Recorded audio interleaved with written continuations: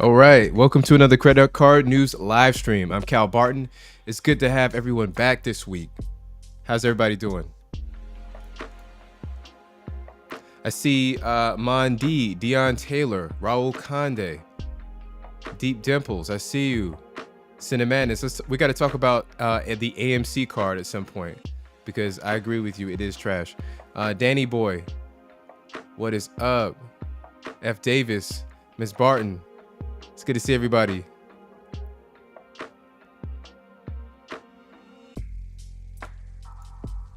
All right, let's get into the news here. So, the majority of Americans aren't confident in the safety and reliability of cryptocurrency. So, among the vast majority of Americans who say they have heard at least a little about cryptocurrency, 88% or 3/4 say that they are not confident that current ways to invest and trade or use cryptocurrencies are reliable and safe, according to a Pew Research Center survey. This comes out to about 2/3 of all U.S. adults. While concern about cryptocurrency is broad,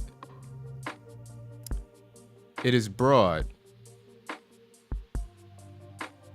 Some groups of Americans are more concerned than others. For instance, adults ages 50 and older who have heard about cryptocurrency are more likely than their younger counterparts to say that they are not confident in its reliability and safety. So 85% versus 66%.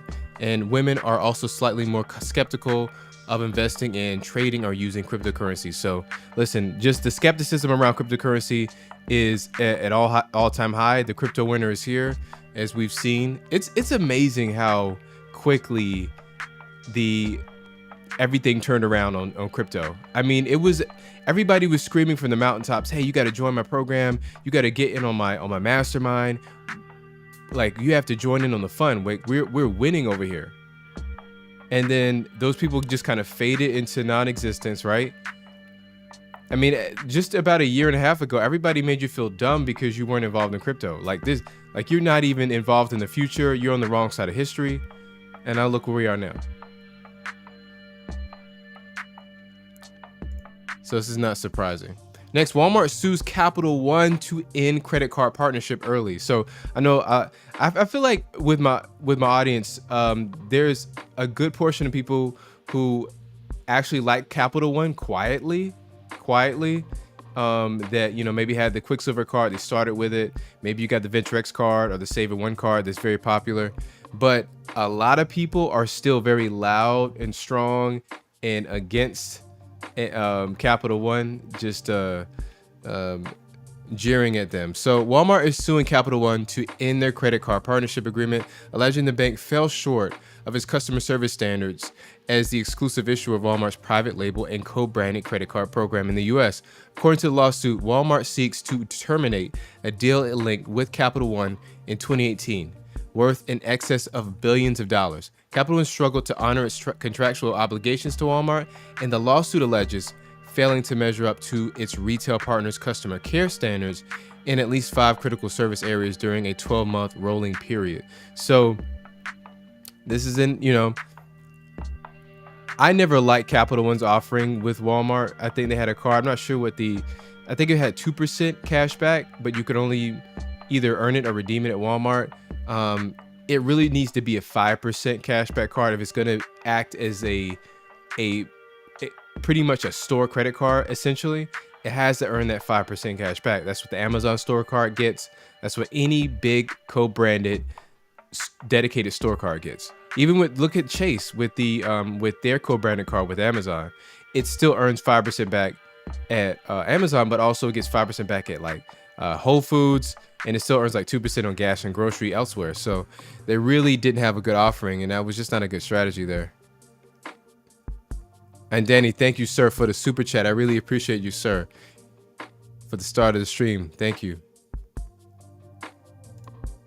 All right, so next, U.S. credit card and debit card spending slows to weakest pace in 2 years. So spending on credit and debit cards rose at the smallest pace in more than 2 years, dragged down by slower wages, fewer tax refunds, and the end of pandemic-era benefits,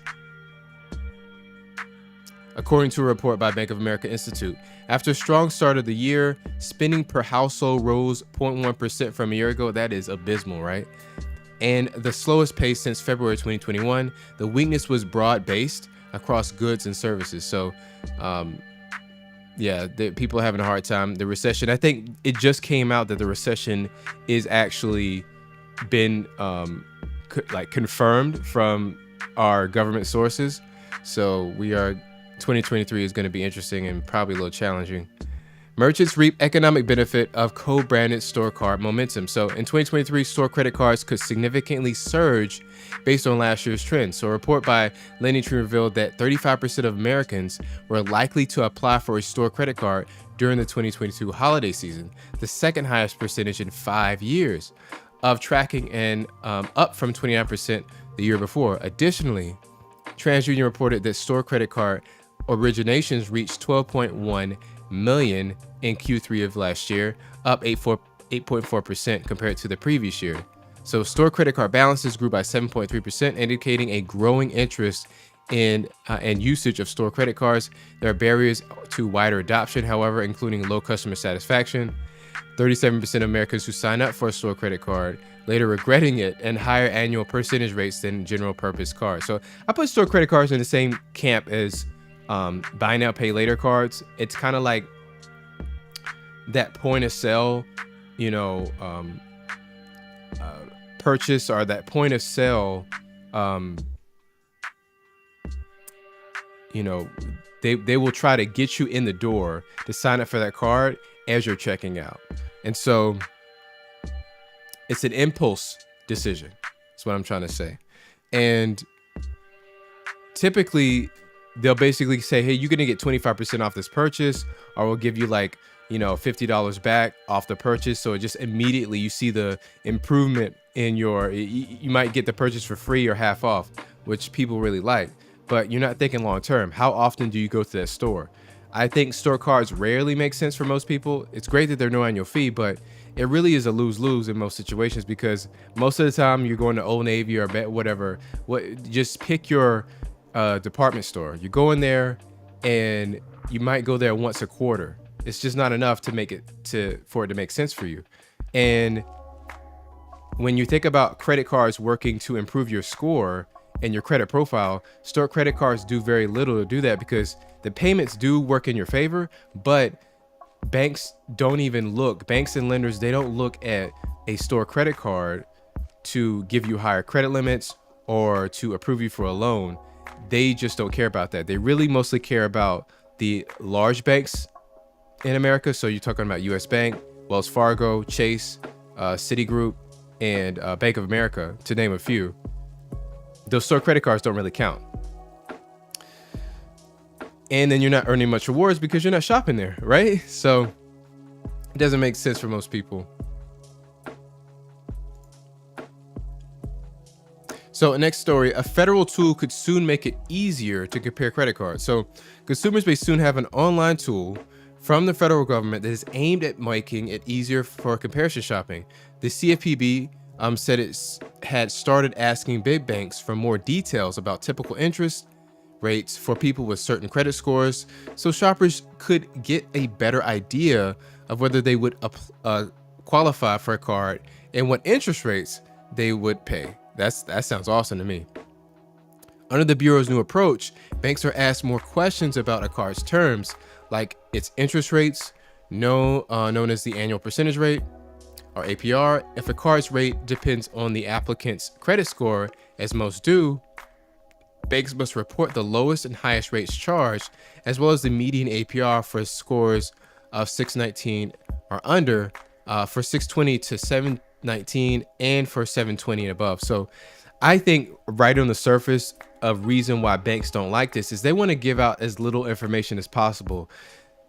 From my experience talking to small lenders, small credit issuers, calling into customer service at credit unions, their real value comes in the way of how they analyze your credit worthiness. That's where their IP or intellectual property is wrapped up in trying to figure out how to judge how risky you are as a borrower, because that allows them to be more profitable when lending. That allows them to identify more people in their target kind of segment of people that they're looking to, appeal to, that allows them to be more profitable than other banks and other lenders. So the more information that you know, and that's why this information is kind of more is valuable to people, because they're trying to give you a little bit just to get you enticed, to get you to sign up for a card and a product, but they don't want you to know too much so that they don't tip off other banks about how to judge creditworthiness and analyze people. And also they don't want you to game the system and to be able to know exactly what you need to tell them to get the highest limit and to get approved every time. And so they're always playing this game. Unfortunately, that's the way that it's set up.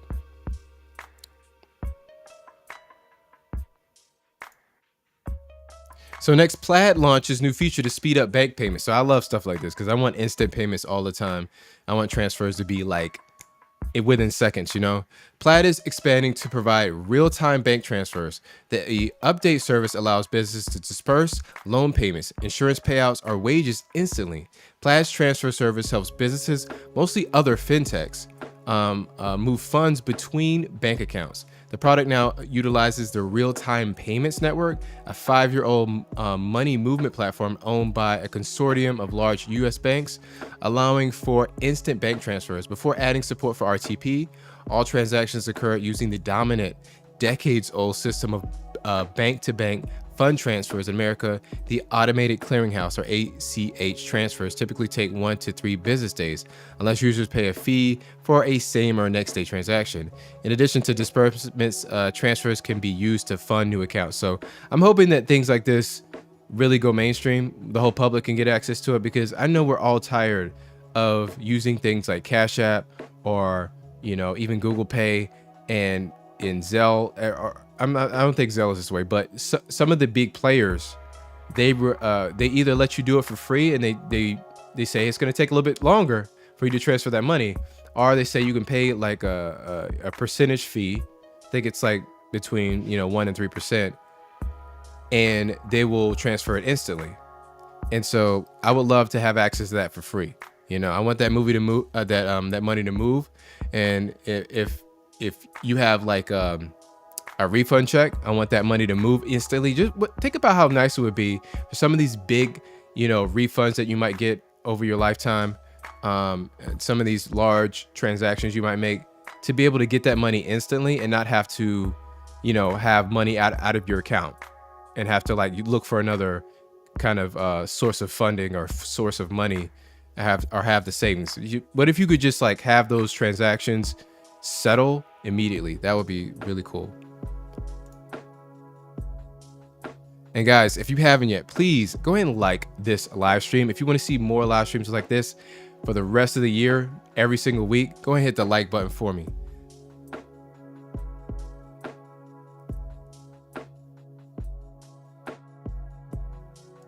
All right, so next story up is how using a debit card instead of a credit card can help you spend less. So this is interesting, right? With a credit card, the actual payment for the purchase is delayed, and that payment can be postponed again and again. That decoupling of the purchase from the payment can make it psychologically easier to spend more money and lead to overspending and growing household debt. While credit cards can decrease the pain of payment, they may also reward the willingness to spend. A brain study from researchers at MIT seems to support the idea that credit cards can push the gas pedal on spending. Scientists found that credit card spending activates a part of the brain called the stratum that's linked to reward perception and drug addiction. Guys, drug addiction is what this is likened to. Similar purchases made with debit cards or cash did not have the same impact. So this is something that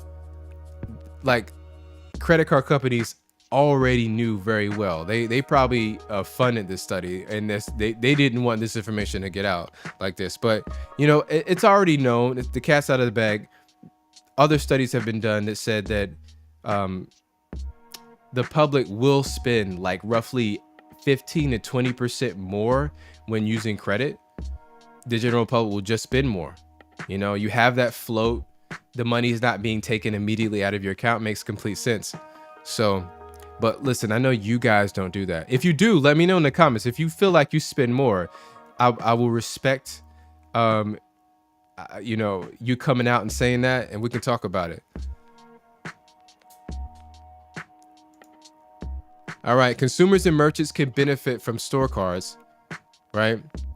So this is like the opposite direction. This is the opposite angle as the other story we covered. So store cards can come with a variety of benefits. For example, consumers with lower credit scores are often more likely to be approved for store cards, that's true, than general purpose cards. If these consumers are careful with their spending and diligent in paying off their balances, store cards can help them build better credit scores. One of the biggest appeals of store cards is that they typically provide shoppers with exclusive rewards, discounts, and other perks. Payments found that 42% of consumers who use store cards reported doing so because it earned them more rewards than other methods. Interestingly, the draw of rewards may be getting stronger. According to a PwC survey, 30% of co-branded credit card holders say that benefits or rewards were more valuable now than before the pandemic. It is no surprise then that the consumers with store cards use the cards 87% of the time when they can. So listen, this just goes in to the same reasoning that the standard rate, cashback rate for a store card is 5%. That's great. That's better than you're going to get in most areas, and that's for every single purchase with that one store. I even know this one like audio video store. It's called B&H Photo, right? And I remember I used to rave when I first started making videos. I used to rave about this card because I was buying camera equipment. I needed the audio stuff, and they were giving every person who made a purchase immediately the savings they saved on the tax. So for example, here in the New York area, the taxes locally for me are approaching 9%. And so I would just immediately see that 9% be taken away from, I would be given that back as an immediate reward on the purchase. So I would never have to pay taxes. Awesome benefit. So in those cases, and you know, if you're going to spend a lot at stores like that, it makes complete sense to use the store card. But for many people, they have a bunch of cards that they don't use, that they leave in a sock drawer, and it's not benefiting them. You know what I mean?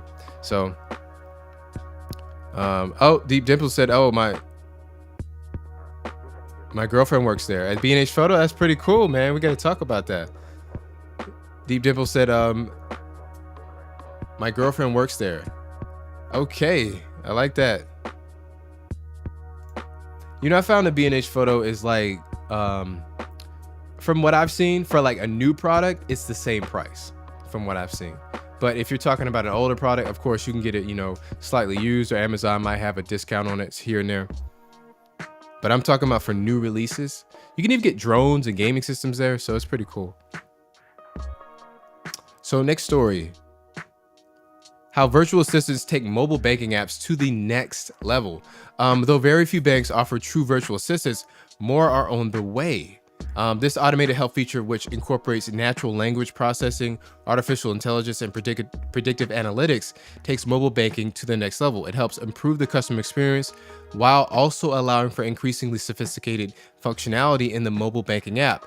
Research from Wells Fargo suggests younger consumers in particular are receptive to bypassing human help for a virtual assistant. So, I feel like I'm in that camp. I used to kind of downplay the need for great customer service, but that's until I actually experienced a problem and had to use a real person to get the problem solved. That's when you really want great customer service. A few places that offer that are like Amex has good customer service, Navy Federal Credit Union has it, Discover has world kind of best rated customer service. Now, where I think this can really help is with like those virtual assistants like with Capital One, or just anytime you have to interface with a bot, just remember how dumb those bots were, right? They could help you with very little.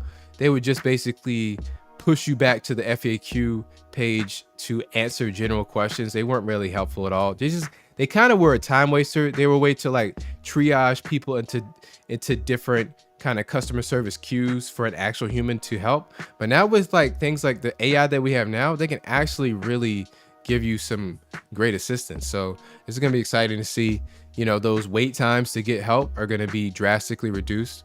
So think it's overall going to be a helpful thing.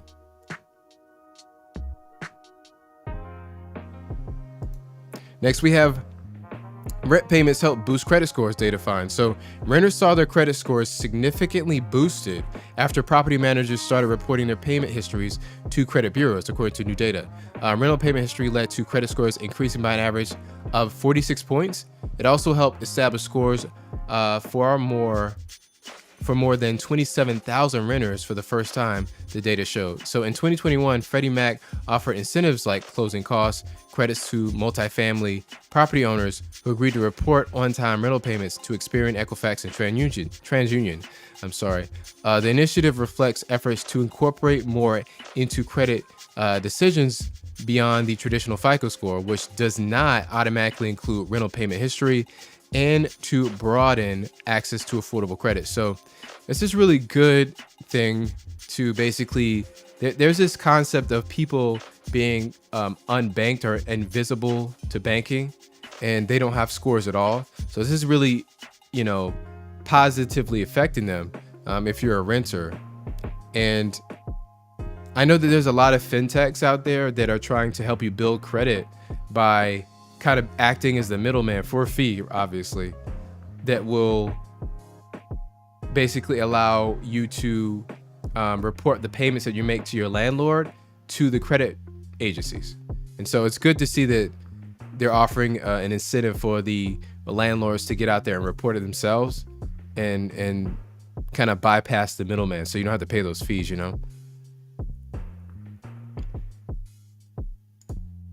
Next, we have, the headline's wrong, but a recent poll commissioned by the Ascent found that Bank of America is the most popular credit card issuer among wealthy Americans with a net worth of $1 million or more. So beating American Express. That's surprising, because American Express, with the platinum card, it costs like $700 to hold that card. You would think it'd be more popular with, with affluent people, right? So while American Express is still considered more trustworthy, wealthy cardholders are less concerned about interest rates and more interested in rewards programs. Curiously, 27% of high net worth individuals reported using a secured credit card, indicating that wealth does not necessarily equate to good credit management. Bank of America offers a secure credit card, while American Express does not, which may partly explain the poll results. So, I think a few things I have thoughts here. One thing I didn't know until, right now I'm starting to cover more business content. And guys, if you need any sort of business funding, I have links in the description of this video. I didn't know until digging into the business side that a fair amount of business people have bad personal credit. And I think what's happening there, what you're seeing there, is that they're kind of destroying their personal credit by using basically racking up a lot of debt on those personal cards to get their business jump started. And so they're having like close to 100% utilization rates, and that's going to devastate your personal credit score. And they're doing that. And a lot of the time, people who are running a business, they're not as savvy with money as you might think, because they might be really good at doing that particular business, but they're not good at the back end side or the other side of the equation, where they have to manage the money, the cash flow, pick the proper loan or funding for the goal that they're trying to accomplish. And that's a whole nother level, a whole nother discipline of strategy that's involved in that. And so they don't automatically go hand in hand, There's that thing. And then another thing is that Bank of America offers accounts. They actually offer like over 5% cash back when you bank with them, and you have like over $100,000 into qualifying accounts. So if you invest with Bank of America, if you have a checking business account with them, and you just put in a whole ton of money, which a millionaire could do, then you're going to be able to get one of their cards and get a higher cash back rate on those cards. So it makes a lot of sense from that perspective.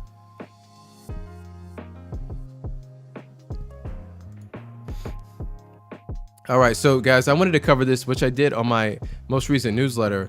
And guys, if you want to take a look at that newsletter, I have a link to it, plus free credit limit increase strategy cheat sheet.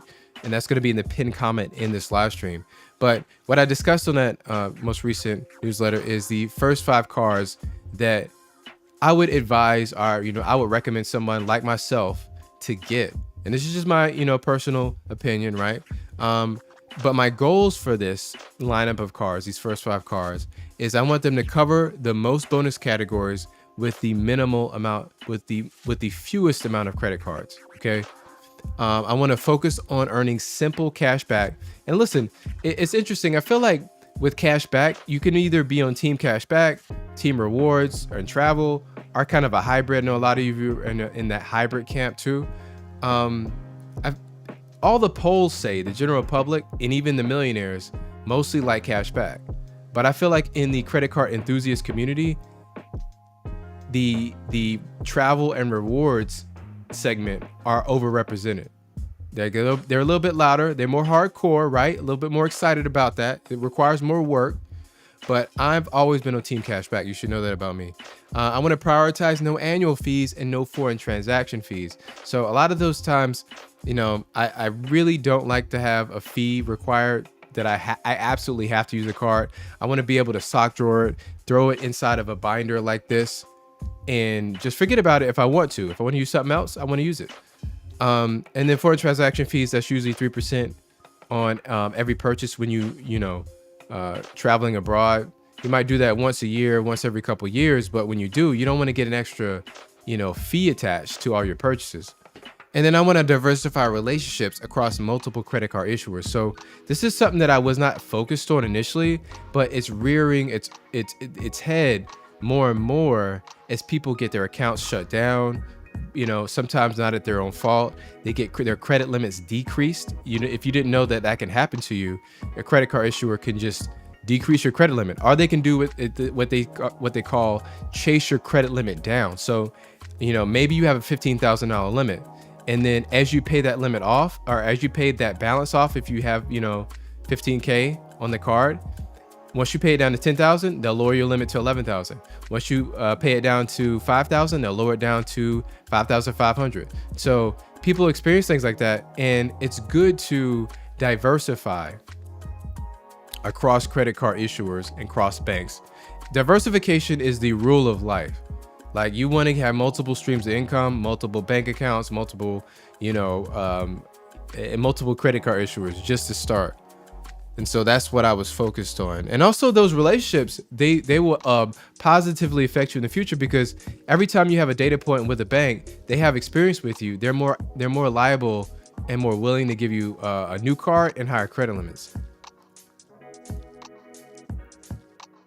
So first is the SoFi credit card. Now, it doesn't have to be, I'm a big proponent of SoFi for, there's a lot of 2% cards out there.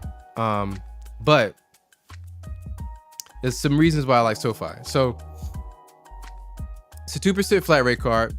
You earn 3% cash back for the first year with direct deposit, then unlimited 2% cash back after that. You get up to $1,000 in insurance coverage for cell phone protection. Most no annual fee cards do not offer that. Okay. No foreign transaction fees. So things like the Citi Double Cash card, that's going to have a 3% fee. Even the PayPal MasterCard, which is nice, I have that card, it earns 3% back on PayPal purchases, but it has a foreign transaction fee attached to it. You receive a $50 sign-up bonus when you use my link. It's going to be on my website, or I have a link to that in the description. So you have the option to redeem cashback rewards on a daily basis. Also, that's kind of a feature of the newer cards, like the Apple Card does that, and a few other cards I can't really recall at the moment, but you're able to redeem that into your account. Like, as soon as that transaction clears, you're able to redeem. Okay. SoFi does not offer native support for Zelle. That's a bad thing. So here's the thing about Zelle. I didn't know until recently that with Zelle, you could download the Zelle app and still transfer money that way, but it's limited to like $500 per day. And I found that it doesn't work like consistently. So that's a big problem as well. You do want native Zelle support, and they really need to start offering that.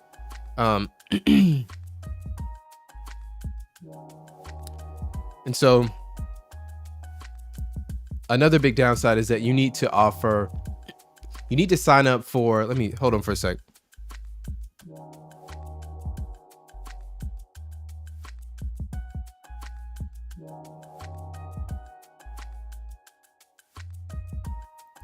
So guys, you need to sign up for another one of SoFi's account, like their brokerage account or their checking account, to redeem those rewards into to get the full 2%. Otherwise, you're just getting 1%. So that's gonna be a huge negative, because with the Citi Double Cash card, you can use it even if you bank with a credit union or anywhere else you want to. If you were Chase, you could still use that card and earn the most cash back.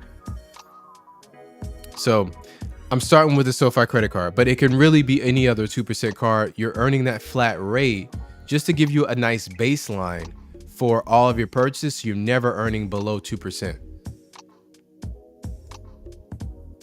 Next is the Wells Fargo autograph card. Now I know this might upset some people, but it's hard to argue with this card. You remember, like, the goal was to have as many bonus categories with the fewest cards. This expands those bonus categories so far, because you're getting 6 different categories. You're earning 3x points on restaurants, travel, gas, transit, streaming, right? And phone plan purchases. So you can basically, with a 2-card setup, you're getting like 7 different categories out of the box. I can't argue with that. And I believe you're getting 20,000 bonus points when you sign up, worth $200. When I signed up, around the time when it first launched, I got $300 in bonus dollars. So you get that by spending $1,000 in the first 3 months, which is decent. You enjoy 0% APR for 12 months. Now a lot of cards don't offer that, and so that's still kind of in rare company to offer the 0% APR for a year. You get access to your FICO score for free as a cardholder. And the reason I called that out is because a lot of credit card issuers are still not offering your FICO score. You can't get it with Chase. You can't get it with, I don't think Citi offers it. They might. But it's still not, it's not the majority, I feel, that offer the FICO score. And that's the scoring model that all the banks and lenders are going to be looking at, not your Vantage 3.0 score, right? You're getting $600 in cell phone protection when you pay your monthly phone bill with it. There's no foreign transaction fees. So we're 2 cards in, still no foreign transaction fees, right?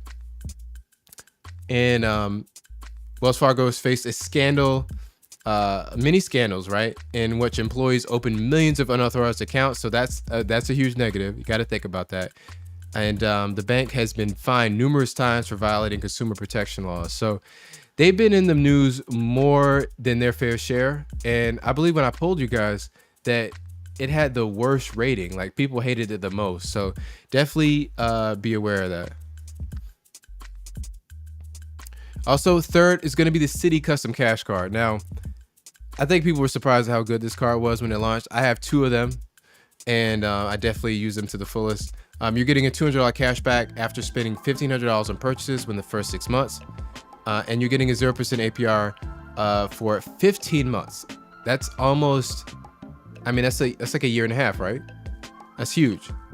Earn 5% cash back on eligible purchases within your top spending category per billing cycle. 1% back elsewhere. And eligible categories include grocery stores, restaurants, gas stations, streaming services, drugstores, home improvement, fitness clubs, travel, and transit, and live entertainment, which is huge because many cards don't offer that as a bonus. So if you got like tickets to the new concert you want to go to, you're able to use it for that. The big thing is it automatically adapts to your spending habits. The bad part is that the limit is $500. So as time goes on, inflation is rising. This $500 doesn't look like a great limit to stick with, right? Discover's had this 500 limit for their rotating categories. The Freedom Flex has had it for years. We're gonna have to update that at some point to maybe $700 to keep up with inflation. Right now, it's not looking too good. I can go over $500 in my grocery category easily. I could probably still stay under that for gas at this point. So it's probably going to be a really good gas card, but that's going to be the downfall, is the spending limit. And it charges foreign transaction fees. Don't forget about that. So this is not a good card to travel with. It's good domestically. Fourth is going to be the Capital One VITREX. So with that, you're earning 75,000 bonus miles when you spend 4,000 in the first 3 months. That's worth $750. Now, I was not smart enough to, well, I wouldn't say that. I signed up for the VentureX card through a product change. And the reason I did that, I really wanted the card, but it's hard to get this card. That's one of the downfalls. And I felt like it was worth more than two in the bush. And so I really wanted to lock that card in. I saw that I was pre-approved for it as a product change, so I just went for it from that perspective. Capital One can be very iffy when it comes to approvals and credit limit increases, so I just wanted to make sure it was a sure thing. You're going to get up to $300 back annually as statement credits for bookings through Capital One Travel, 10,000 bonus miles worth $100 in travel on the first anniversary, and that's going to be annually. So in total, you're going to get like $400 in rewards per year if you just use it for like 1 or 2 trips. You can really, spend this much money on one trip, and you're going to be able to recoup all those statement credits, and it's really going to be paying you a minimum of $5 per year just to hold the card. So from that standpoint, it made me okay with paying that annual fee, with being forced to pay the annual fee. You're earning 10x miles on hotels and rental cars, and that's going to include Turo at this point for a limited time, and 5x miles on flights through the travel portal. And then the big thing is you're earning unlimited 2x miles on all the purchases. So for example, maybe you're using the Citi Double Cash or the SoFi credit card. You're going to be earning the same, basically 2%. It's 2x miles. It's on a miles denomination, but it's essentially like a 2% back card. You could just eliminate that flat rate card and just use this for your general spend category and call it, and it's done. Makes it easier. You're able to consolidate cards that way. You're also getting statement credits of $100 for TSA PreCheck, global entry. Always go for global entry because it includes TSA PreCheck. That's the pro tip. And yeah, you get access to travel partners. So if you're a person that likes to use rewards and get excised or more value for those rewards and use those travel partners strategically, and you like to do a little bit extra work and digging, you can still play that way with this card. I don't think it's valued as highly as Chase. It's not as valuable, but you're still able to kind of work the system and game it a little bit. All right, so essentially you're earning, like I said, $5 per year on the card, at least, if you just use it for minimal travel. You're getting some bad part is that I've heard people complain about the travel insurance. It doesn't go as far as Chase and Amex on the travel insurance. It's not as robust. It's not as comprehensive on that side. And then another negative, you're gonna need a relatively high credit score. I feel like it's a little bit tougher to get approved than like this Sapphire Preferred or even with Amex. Amex is actually a little bit easier to get approved for those cards. And then I think just because you're earning that 2x miles, it becomes a really simple card. It has a lot of like benefits to it, a lot of ways that you could use it. You still have 3 different bonus categories, so you have to do a little bit of thinking.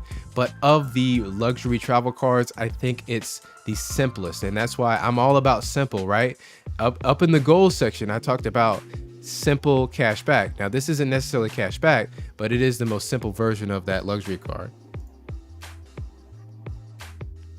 Also, the 5th is going to be US Bank Cash Plus. Now, I was trying to figure out where I wanted to put this card, whether I wanted to be 4th or 5th.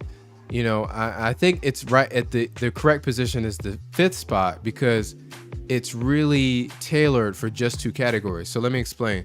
You're getting $200 bonus for spending $1,000 in the first 120 days of account opening, and 5% cash back on first $2,000 in combined eligible purchases each quarter for 2 categories of your choice. Now, I love choice. I love that they also will allow you to not, typically with a rotating category card, you have to log in and you have to activate that category before you start spending for that quarter. Now with this card, once you pick your categories the first time, it will actually roll those categories over, so you don't actually have to log back in to switch them up. It'll just continue as long as they still have them available. It will continue to allow you to use those same categories. So I like that part. But so that's nice. You can still get, I think they also added that you can earn 5% cash back on prepaid air, hotel, and car reservations booked through the their rewards portal. I think that was recently added as of last year. And you're also earning 2% cash back on everyday categories such as gas stations, EV charging, grocery stores, and restaurants. We wouldn't use it for that purpose because we already have a flat rate card that we sign up for first, and we also have the Capital and Venture X that gets you 2x miles before this. So there's no reason to use it for that purpose.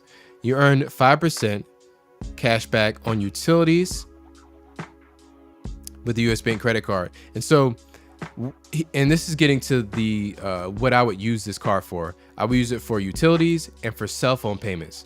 So, you know, if you need something to pay your cell phone bill with, this is going to be a great option because that's going to be hundreds of dollars a year, if not, you know, maybe over 1,000. And people could easily pay quite a bit of money for utility purchases or payments.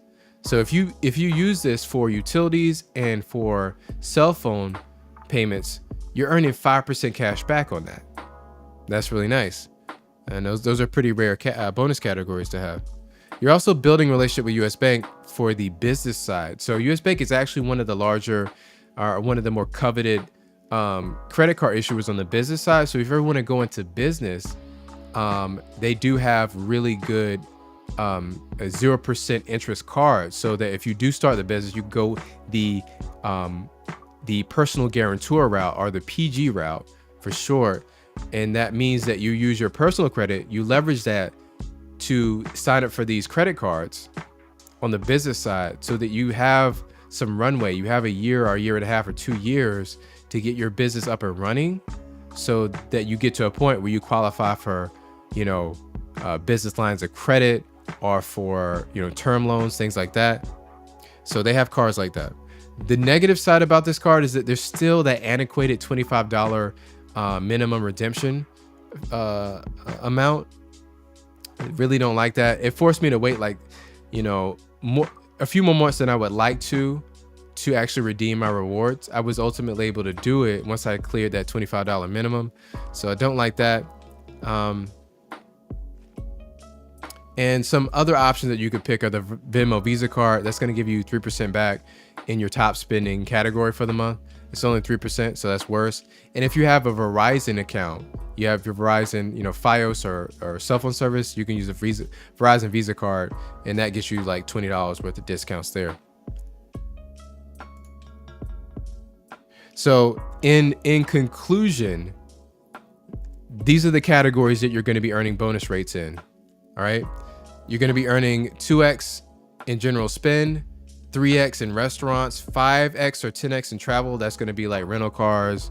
That's going to be your flights and hotels. You're going to get 5x in gas, 3x in transit, 3x in streaming, 5x in cell phone payments, and 5x in utility payments. And this, you know, that's across 8 different categories. So I feel like this is, from my perspective, right? So there's a lot of ways that you could play this. There's a lot of ways that you could construct your first half cards. You know, you could go the credit union route if you're concerned about, you know, forming relationships and getting credit. You could go the business route if you want those business relationships with Chase and Amex, or you could go the travel route and focus just on Chase itself. I feel like Chase is really strong when you get that Chase trifecta for travel. You get the Freedom Flex, Freedom Unlimited, and the Chase Sapphire Preferred. Really strong for that. But if your goal is cashback, if your goal is no annual fees, and you want to do it and you want as many possible bonus categories, then I feel like this is a really strong option for you. And also, again, I have the cheat sheet available below in the pinned comment. You can get 12 free credit limit increase cheat sheet. It has all the strategies that I've been privy to. And also you're going to get a few other freebies, like a travel, kind of a travel assistant, where it'll tell you, you know, the proper It's a travel partner lookup tool is what it's called. Helps you just look up different travel partners that will help you in your specific credit card system. So definitely check that out.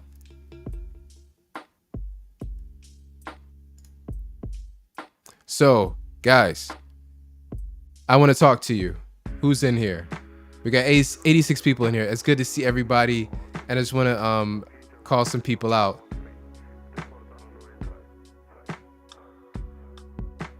All right, Deep Dipple said, thanks, Cal, because I've never heard of some of these cards. Very informative. Oh, listen, I got to tell you something. It's so tough being in this community. I'm sure a lot of the people probably have heard of all the cards I listed, but sometimes you can't really see the forest from the trees, and you don't know what other people know. So it's just good to cover it from time to time. I'm glad that you found some value in that. All right, we got Don Johnson. What's up? You said just got a U.S. Bank business card, balance transferred over for 3% with 0% APR for 18 months. Wow, I didn't know that was available. That's awesome. So you're able to transfer the balance for a 3% fee, and now you have almost close to 2 years, between a year and a half, 2 years to pay it off with 0% interest. Nice. Oh, we have a dissenting opinion though. Benji, I'm sorry. U.S. Bank sucks. I use my Amex trifecta for everything. Okay, why does it suck? Let us know, man. Make that argument for me. Why does U.S. Bank suck? Darren Hilton said the Ventrex requires a minimum $10,000 minimum credit limit because it's a Visa Infinite card. Yes, Johnny Jimenez, that is correct. It also has that is a bright spot for it. So every time you get approved for that, a lot of people get approved for like a $20,000 or $30,000 limit. My Ventrex card limit is currently $23,000. And so ever since I upgraded, that's why one of the pro tips, one of the strategies I talk about in that cheat sheet is using the product change specifically with Capital One, because I've noticed that once I made that product change, like the next month I got an increase, and then like another month or two later I got another increase. So I was able to basically get like 2 or 3 increases within like a 6-month time frame. It's crazy. All right, we have John Moore. Why do I want to call you Johnny there? John Moore. I use my Ventrex for everything except restaurants and groceries. Okay, what do you use for restaurants and groceries instead? Yo, I got a lot of Ventrex holders in here. Cool to see. Cool to see. You said, Johnny Jimenez said, I love my Ventrex. It's been my spend for everything since August of 2022, except for dining and grocery. For Saver card covers these expenses. So you're using the Capital One bifecta here. Shout out to Johnny Jimenez using the bifecta.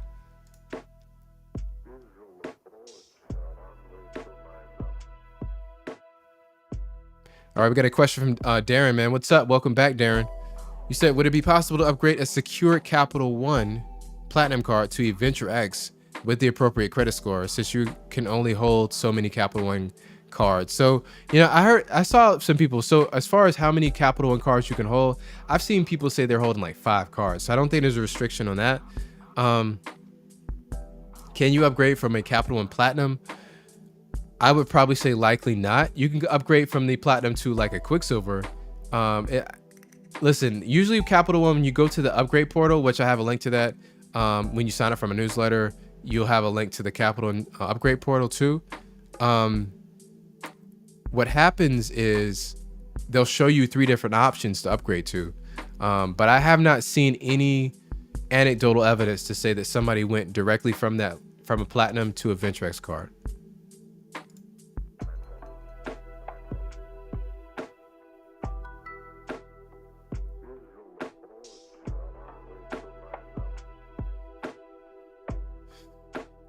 Oh, Johnny, you answered the question. Johnny's been very active in the chat. I like to see it. You said the Citi Custom Cash is our main and only dedicated cash card each month. So listen, you're in the same camp as me.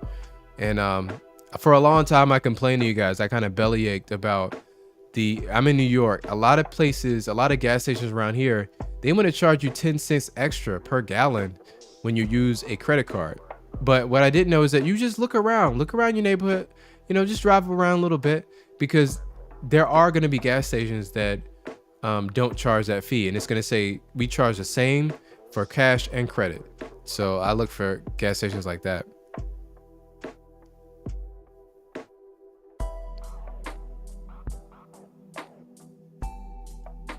All right, so I was corrected here. Richard, you said Citibank offers a free FICO score. Just FYI. Okay. So I feel like, more credit card issuers are starting to offer it. It never made sense to, the Credit Sesames and the Credit Karmas of the world. They started off by saying, hey, we're going to give you your monthly updated, at the moment updated credit score. And it was never your real credit score. It was your Vantage score. And as much as, it is technically from the bureaus, but lenders aren't using the score from the bureaus. They're using the score from FICO, the FICO scoring company. So that was the big problem. I'm glad they're offering the FICO score in more places.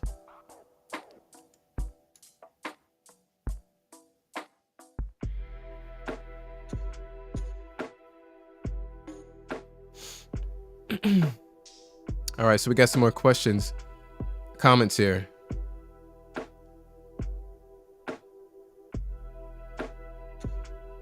All right, so Cinematis, I'm gonna start with you. I got so many to get to, so I'm gonna get back to you, Keenan, in a sec. So not sure whether or not this is good or bad news, but I got a letter from Chase saying they're product changing my Starbucks card to a Freedom Unlimited. I thought the card was fine, but not Starbucks. Yeah, I think I'd seen a headline about the Starbucks card. They were discontinuing that. I'm sure that you could either, I would, if you don't want the unlimited card, which I don't think you're saying here, but there's always room for negotiation with any credit card issuer. You can negotiate everything from the percentage rate. You can negotiate them down. The annual fee, you can get like statement credits for that, and get them to waive those fees. So always worth looking into. If you want the Freedom Flex instead, I would call in to see if you could be product changed to that, if that's what you wanted. Keenan, thank you, sir. Thank you. You said, thank you for all the advice, Cal. I've been watching your videos back to back, 3 backs for the past week, and I've learned so much invaluable info. Keenan, appreciate that, man. That's huge accolades. Thank you.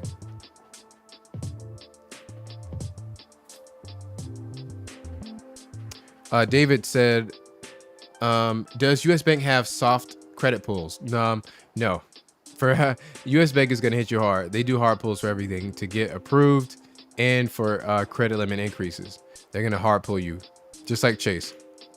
Chase is actually getting better on that because they'll actually show you whether you're pre-qualified for an increase now, which is nice.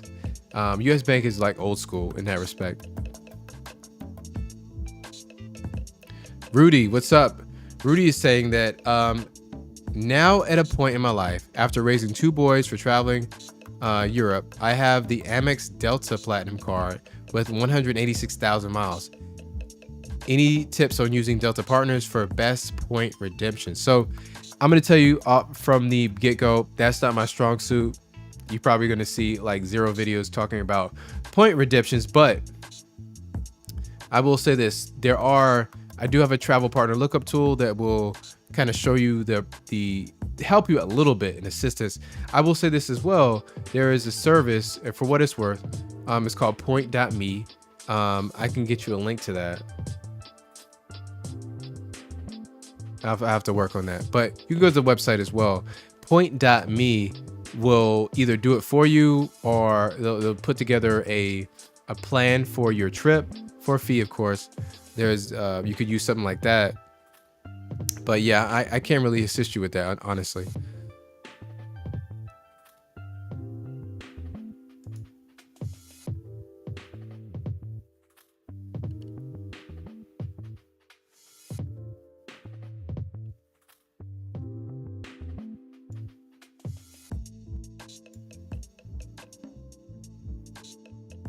All right, we have Doug Evans, what's up, Doug? You said leery of Wells Fargo, like my Amex, Citi, and Chase cards, by the way. Chase Freedom Unlimited gave me a kind of low $1,300 credit limit. Sorry to hear that. Opened in February. After 1 month, I asked for an increase, now at $2,600. Nice. They doubled you up. That's awesome. Congrats on that. You said you're leery of Wells Fargo. Listen, a lot of people are. So you're in popular company there. Wells Fargo is... I even second guess sign up for the card. I really wanted to see what the card was about. I wanted that sign up bonus, and I thought it was a really competitive card. You know what I mean? So I understand that. And also Keenan, what's up? You said, adding to Darren's question, can you product change from the same Capital One account multiple times? So like, for example, going from the Quicksilver One to the Venture to the Venture X. Yeah, I've seen examples of that. I have seen that. Yeah, I don't think it's gonna happen. I wouldn't expect it to happen within the same year, but it is possible.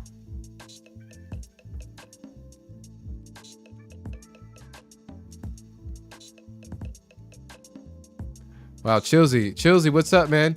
You said, do you have any videos on how to get a car loan? No, I don't. I haven't focused on that. Most of my videos are going to be about getting a credit limit increase, getting approved for a card, talking about general cash back, and then the personal side, and now the business side. So getting your business funded. I'm focusing on that heavy this year. So you're going to see me going back and forth between personal and business. I'm going to stagger those video releases, and that's what I'll be working on.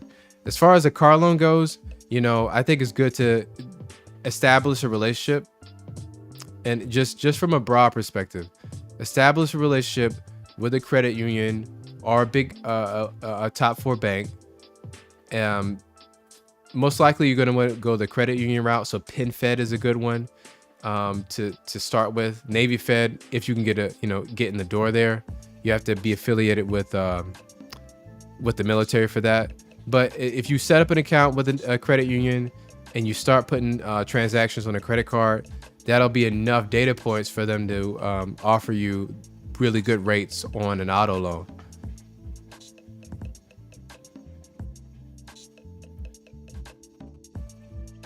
Yeah, and thanks for echoing that sentiment. Don Johnson said, banks are cutting back on auto loans. Banks are also cutting back. And I'm actually gonna send a newsletter up to my business-minded people that and guys, if you're into the business side, if you have a business, go ahead and put the letter B in the chat. Let me know if you're into business. If you have a business established or you want to establish one, just so I know you're out there. Banks are cutting back on auto loans. You know, the economic climate is on the downturn. Banks are getting a lot tighter with their lending practices.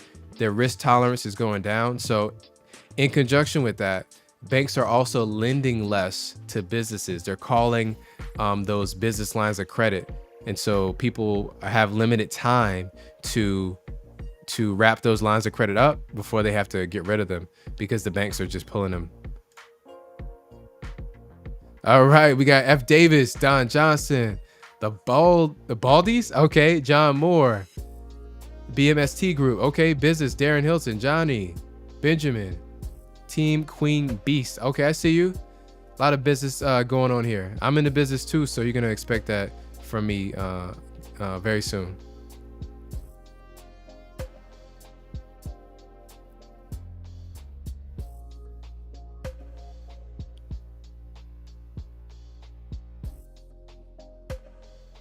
All right, so Team Queen Beast, you had a comment here. You said Citizens Bank and Trust gave me a $5,000 business credit limit. First time apply for business credit. Okay, that's nice. And then yeah, so was that a line of credit or was that a credit card? If it was a line of credit, awesome, because the great thing about a line of credit is that you can immediately use that for any purpose. You can use it to pay a vendor. You can use it basically as cash. Problem with credit cards is that you have to, you can only use it in places where they accept credit cards. And a lot of times there's going to be a fee if you're paying for, paying other businesses for their services. So That's something to keep in mind. Business line of credit is what most small businesses like to have because it's so flexible. Congrats on that limit though. And Chris Williams, what's up? You said, does freezing the three bureaus work when trying to avoid a hard inquiry when applying for a credit card? Yeah, I would say it does.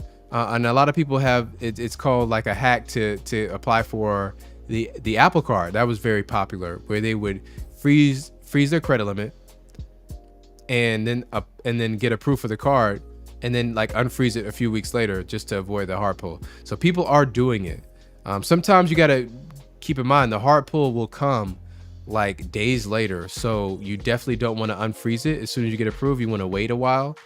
But yeah, I would say it does work. And sometimes like some credit card issuers like Capital One, they'll pull all three credit bureaus. And then some other issuers will actually rotate, and sometimes they'll use Experian, other times they'll use Equifax, and they'll just like, you never know which one they're going to pull. So it's good to freeze all three if you're really sensitive to that. Christoph, man, what's up? I'm glad to see you here. Deion Taylor in the business. Benjamin, you said new to the channel, thanks for all the info. Listen, I'm here to give the info. That's my job, and I take it very seriously. I'm glad to have you, man. Don Johnson said Amex Cabbage had changed to Blueprint, offered my business $30,000 line of credit. Wow, I'm gonna have to look into that. That's awesome. What is, if you don't mind me asking, what is your annual revenue? Because that's a lot of what they go off of. If you don't know, lenders will go off of your annual revenue to determine how much to extend to you. That's going to be a really big indicator for them, how much credit they're going to give you.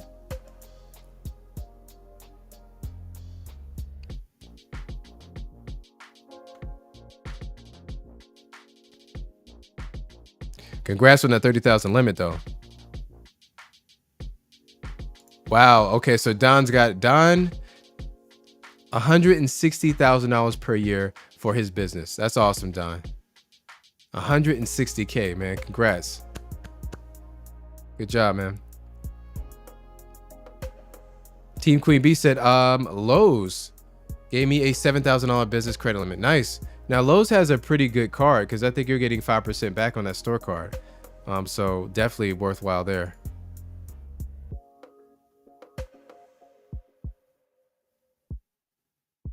Yeah, so Jorge, you're saying, my brother, it's so hard to get a credit card with 3 years with bankruptcy and your personal credit, even though business card and credit line. So, okay, so what you mean is that you had a bankruptcy 3 years ago, and it's really hard to get approved.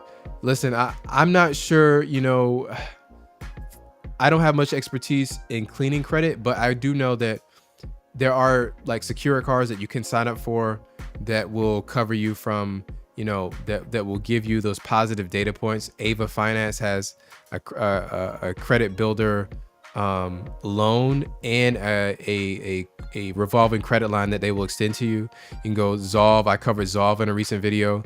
And there's a bunch of others. You can go, the super card is a new one that came out. A lot of fintechs will give you a secure card for your personal side.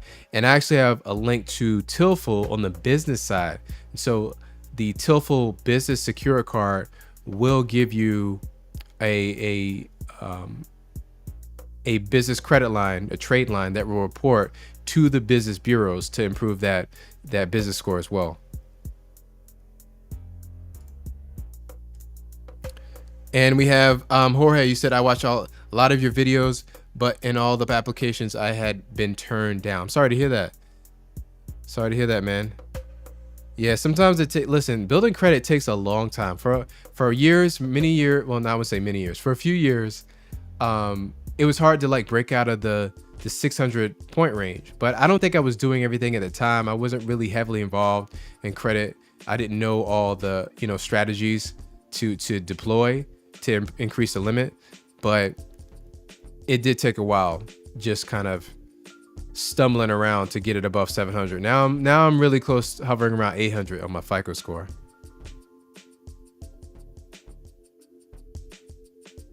All right, so we got David Piesto. He said, I came across trade lines for the first time the other day. How do they work? So with trade lines, a little bit different from the personal side. With the business side, they're primarily looking at the vendors that you're paying, at the payments that you're making on your business. So they're going to be looking at your payment history, on-time payments, how many payments. And so it's really focused on making payments for your business score. All right. And so you're getting 3 different main business bureaus. They're coming from like Equifax. I believe it's Experian Business, and then Equifax Business. And I forget the name of the other. Still delving into this. Still kind of new to the business side, but there's 3 major bureaus on the business side. And the objective is to get as many 30-day or net 30 vendor accounts reporting to the business side. And so you want to establish your LLC or you want to establish that first, and then start signing up for those business cards, lines of credit.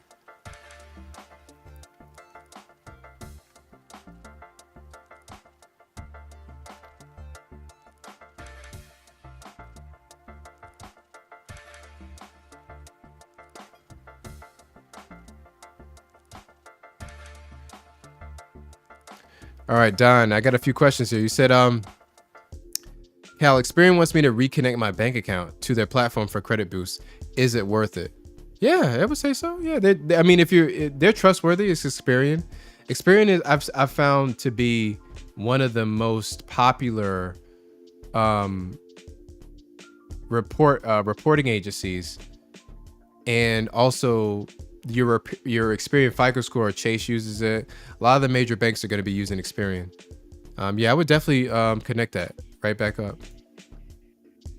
Yes, thank you for helping me out. Dunning and Bradstreet score. Thank you for helping me out there. Yes, that's one of the major business bureaus that's going to be that are handling the reporting on the business side.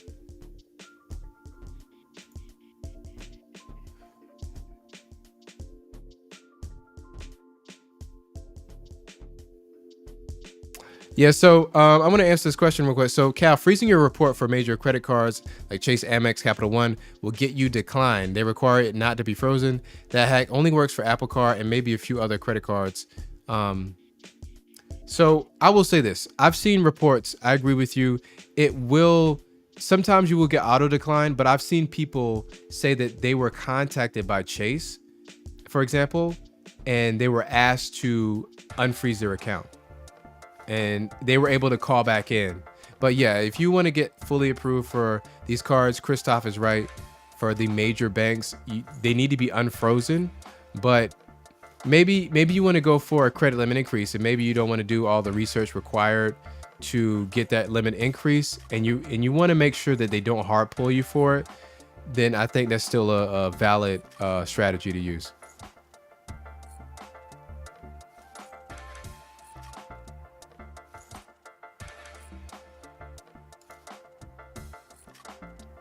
Yo, guys, it was great to do this live stream this week after taking 1 week off. I do this every Sunday at 7 p.m. So definitely check me out. Next Sunday, we're going to be same place, same time. All right. Thanks for hanging out. And definitely check out the pinned comment if you want to get the cheat sheet. I have that available for free. Guys, have a great week. I'll see you next Sunday.